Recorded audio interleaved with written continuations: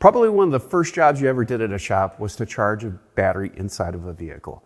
Very simple. You take the clamps, you put them over the terminals and the clamps for the battery cables and charge the battery.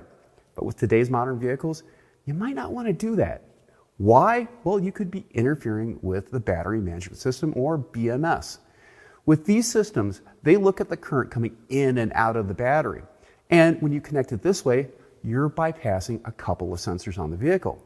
If you took this and connected it to a chassis ground or even an engine ground, the system would acknowledge that there was a charger connected to the vehicle, and it would reset the battery that way. If you do it the regular way by just connecting to the terminals, the vehicle may sense that there's an issue with the battery, and it may overcharge the battery or cause other issues like having to go into a reset to calibrate the charging system to the battery. And in some cases, on some vehicles like Ford, it could take up to 11 hours because it's performing certain load shedding tasks while the vehicle is shut off overnight. So look at the service information.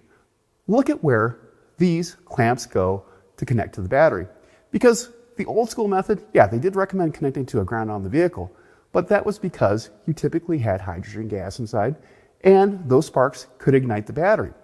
But with today's modern systems and battery management systems, you need to be aware that the clamp placement can have a great deal to do with the battery management system. I'm Andrew Markel. Thank you very much.